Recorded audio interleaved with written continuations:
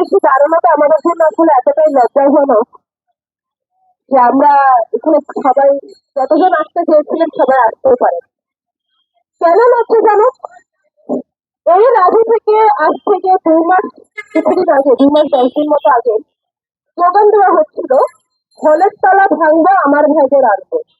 যখন রাজাকারের স্লোগান দেওয়ার কারণে হল পাড়াতে ছেলেদের হলগুলোকে তালা দিয়ে দেওয়া হলো, যখন আমরা শুনতে পেলাম ছাত্রলীগের সন্ত্রাসীরা আমাদের ভাইয়েদেরকে আটকে রেখেছে, তখন ঢাকা বিশ্ববিদ্যালয়ের ইতিহাসে প্রথমবার এরকম ঘটনা ঘটে যে 5টি নারী শিক্ষার্থীদের হল এক ঝোঁকে তালা ভেঙে তারা রাস্তায় বের হয়ে আসে। আমরা যখন রাস্তায় নেমেছিলাম আমরা তো তখন ভাবিনি যে মাঝরাতে রাস্তায় নেমে আসার কারণে আমাদের চরিত্রের উপরে কোনো দোষ দেওয়া হবে কিনা, আমরা পুনরায় তারপরে হলে আবার ফিরতে পারবো কিনা। আমরা কিন্তু এক মুহূর্ত না ভেবে আমাদের ভাইদের নিরাপত্তার কথা ভেবে রাস্তায় নেমে এসেছিলাম।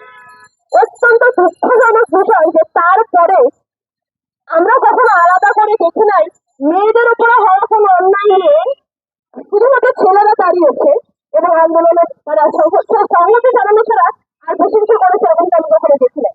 কেন? হয়তো তাদের অনেক অনেক ভয় রয়েছে, অনেক বাধা রয়েছে, কিন্তু যাদের আমাদের অভিভাবক হওয়ার কথা ছিল সেই প্রশাসন কি করছে?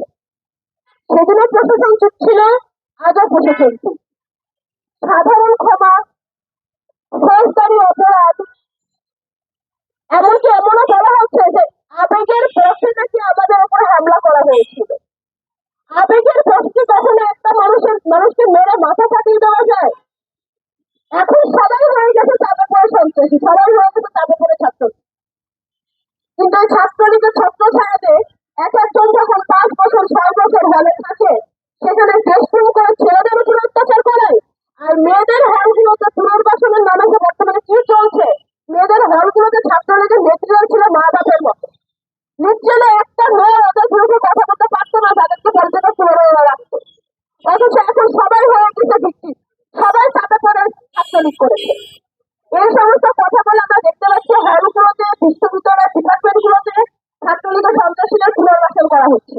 আমরা বলতে চাই, যারা এই সময় ব্যক্তিগত সম্পর্ক বা অন্য কোনো ধরনের লেনদেন বা আঘাতের কারণে নিজের সন্ত্রাসীদের পুনর্বাসনে সাহায্য করছেন, আপনারাও লীগের দোষর, আপনারাও সন্ত্রাসীদের দালাল, আপনারাও সন্ত্রাসীদের চামচা।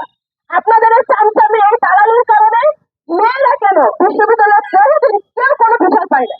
আমরা বলতে চাই যে 15 জুলাই এবং তার আগে পরে মেয়েদের উপরে যে হামলা হয়েছে বিশ্ববিদ্যালয় সন্ত্রাসীদের পক্ষ থেকে, প্রত্যেকটি হামলার বিচার এবং প্রশাসনের পক্ষ থেকে প্রশাসনিক ব্যবস্থা অনতিবিলম্বে গ্রহণ করতে হবে।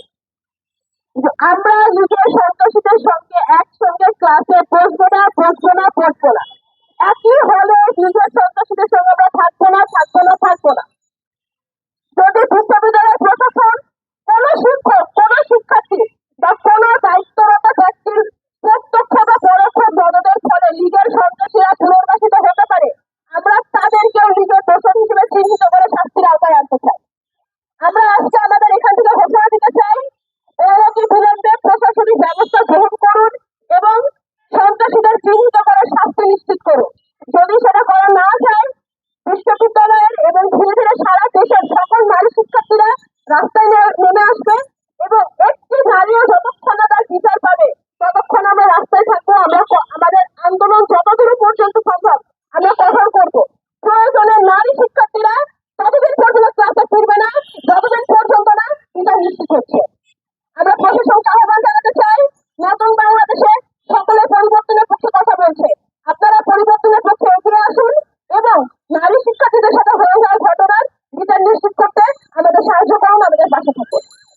আমি আজকে আমার বক্তব্যের মাধ্যমে আমাদের আজকের অনুষ্ঠান সমাপ্ত ঘোষণা করছি। সাংবাদিক ভাইরা যারা এসেছেন এবং শুধু আরো যারা রয়েছেন প্রত্যেককে ধন্যবাদ আমাদের আলোচনায় আমাদের সাথে থাকার জন্য। আপনাদের মাধ্যমে আমরা দেশবাসীকে জানাতে চাই যে আমাদের যদি দাবি মেনে নেওয়া না হয়, আমাদের এই আন্দোলন চলমান থাকবে। ধন্যবাদ।